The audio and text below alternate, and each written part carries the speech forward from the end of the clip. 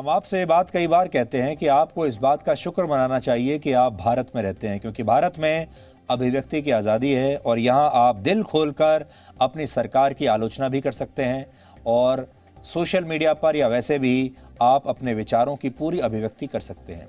लेकिन चीन में ऐसा करने की आज़ादी बिल्कुल नहीं है। फिर भले ही आप चीन की सरकार की आलोचना किसी और देश में बैठकर ही क्यों ना कर रहे हों। ताज़ा उदाहरण चीन की एक महिला का है जिनका नाम है जू फिलहाल ऑस्ट्रेलिया में रहती हैं और वर्किंग हॉलिडे वीज़ा लेकर वहां पर काम कर रही हैं। इस दौरान इस महिला ने, ये चीन की रहने वाली महिला है, चीन की नागरिक है। इस चीन की नागरिक ने ऑस्ट्रेलिया में रहते हुए अपना एक ट्विटर अकाउंट बनाया और चीन की सरकार और चीन के राष्ट्रपति शी जिनपिंग की आलोचना करते हुए इन्होंने ऑस्ट्रेलिया से कुछ ट्वीट्स कर दिए। ऐसा करते हुए इस महिला ने अपनी पहचान गुप्त रखने की कोशिश की और एक नकली नाम का इस्तेमाल किया, लेकिन चीन की पुलिस को इसका भी पता चल गया और फिर चीन की पुलिस ने जो किया वो सुनकर आप हैरान रह जाएंगे। चीन की पुलिस चीन के अनहुई प्रांत में इस महिला के घर पहुंच गई। ये पता करते हुए पहले उन्होंने ये पता किया कि यह महिला कौन है, फिर इसके घर का पता लगाते लगाते इसके घर पहुंच गई और इसके माता पिता से पूछताछ शुरू कर दी। इसके बाद एक पुलिस अधिकारी ने इसके माता पिता के फोन से वहां पर इस महिला को एक वीडियो कॉल किया। वीडियो कॉल के दौरान यह महिला अपने पिता को भी देख पा रही थी।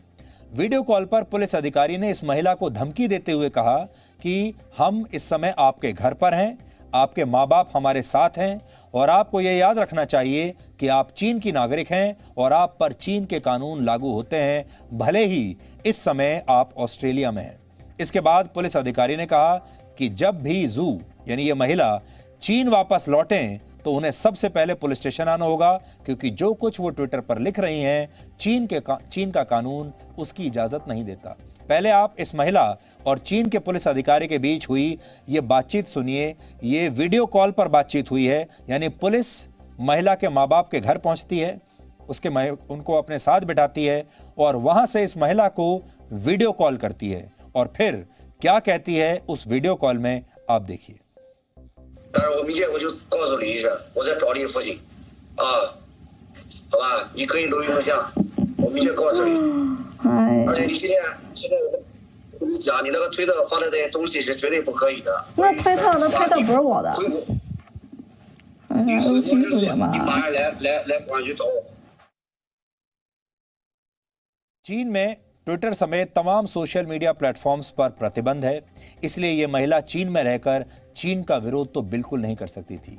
यह महिला खुद को एक मानवाधिकार कार्यकर्ता बताती है और इसने 1 महीना पहले ही ऑस्ट्रेलिया के मेलबर्न में चीन के विरोध में एक रैली का भी आयोजन किया था और तियाननमेन स्क्वायर नरसंहार को लेकर भी इसने कई ट्वीट्स किए थे और आरोप लगाया था कि चीन की सरकार अपने नागरिकों से तमाम जानकारियां छिपाती है। इस महिला का कहना है कि चीन की पुलिस उसके माता पिता से हर हफ्ते पूछताछ कर रही है और उन्हें वहां जाकर परेशान करती है, लेकिन इस महिला के पिता का कहना है कि उनकी बेटी ने कानून तोड़ा है और उसे इसकी सजा मिलनी ही चाहिए। सोचिए, उनके जो पिता हैं इस महिला के, वो किसी दबाव में आकर, वो उनकी मजबूरी है, ये ना बोलें तो क्या बोलें, इसलिए इतने दबाव में आ गए कि अब खुद कह रहे हैं कि मेरी बेटी को सजा मिलनी ही चाहिए क्योंकि उन्हें जिंदा रहना है। इस महिला के पिता चीन की एक यूनिवर्सिटी में कम्युनिस्ट पार्टी के बारे में कम्युनिस्ट पार्टी की थ्योरी पढ़ाते हैं, लेकिन अब उनकी बेटी की वजह से चीन की पुलिस उन्हें भी प्रताड़ित कर रही है। इस खबर से आप समझ सकते हैं कि चीन के नागरिक क्यों अपनी सरकार के खिलाफ एक शब्द तक नहीं बोलते। कुछ दिनों पहले चीन ने एक ऐसे व्यक्ति के सोशल मीडिया अकाउंट को बंद कर दिया था जिसकी शक्ल चीन के राष्ट्रपति शी जिनपिंग से मिलती जुलती है और इस व्यक्ति का नाम लियू केक्विन है, जो एक संगीतकार भी हैं और जर्मनी के बर्लिन शहर में रहते हैं। लियू केक्विन सोशल मीडिया के माध्यम से चीन के लोगों को संगीत सिखाते थे, लेकिन शी जिनपिंग जैसा दिखने की वजह से चीन में उन पर प्रतिबंध लगा दिया गया। इससे आप अंदाजा लगा सकते हैं कि चीन कैसा देश है। वहां के राष्ट्रपति के खिलाफ कुछ बोलना तो क्या, उनके जैसा दिखना भी एक अपराध है। और आपको यह भी याद होगा कि गलवान घाटी में जो भारतीय सैनिकों के साथ चीन की सेना का संघर्ष हुआ था, उसमें चीन के जो सैनिक मारे गए, चीन की सेना ने और चीन की सरकार ने आज तक अपने देश के लोगों को ये नहीं बताया कि चीन के कितने सैनिक मारे गए हैं, जो लोग मारे गए हैं उनके नाम क्या हैं, उनके परिवार कहाँ रहते हैं, सारी जानकारियां अभी तक गुप्त रखी गई हैं। दूसरी तरफ हमारा देश भारत है, जहां लोगों को संविधान के आर्टिकल 19A के तहत अभिव्यक्ति की आज़ादी मिली हुई है। इसी अभिव्यक्ति की आज़ादी के तहत भारत में कुछ लोग छीन कर लेंगे आज़ादी का नारा भी लगाते हैं। देश के प्रधानमंत्री के बारे में भी आप कुछ भी लिख सकते हैं, कह सकते हैं।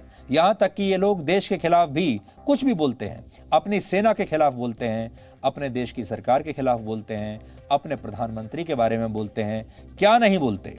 अब सवाल यह है कि भारत में जितने भी लिबरल्स हैं, जितने भी कम्युनिस्ट हैं, जो कम्युनिस्ट विचारधारा के लोग हैं, वो चीन के 140 करोड़ लोगों के हित में, ये जो उनके भाई बहन 140 करोड़ उनके भाई बहन चीन में इस तरह से प्रताड़ित हो रहे हैं, हमारे देश के लिबरल्स और हमारे देश के कम्युनिस्ट इन लोगों के हित में कभी भी कोई आवाज क्यों नहीं उठाते? ये चीन के 140 करोड़ लोगों के लिए आजादी छीन कर क्यों नहीं ले लेते? इन्हें लेनी चाहिए। आजकल अगर किसी भी देश में तानाशाही होती है तो लोकतंत्र की हत्या होती है तो पूरी दुनिया उसके खिलाफ खड़ी हो जाती है, लेकिन चीन के खिलाफ कोई खड़ा नहीं होता और बात बात पर लोकतंत्र की दुहाई देने वाले लोग भी चीन के खिलाफ एक शब्द नहीं बोलते।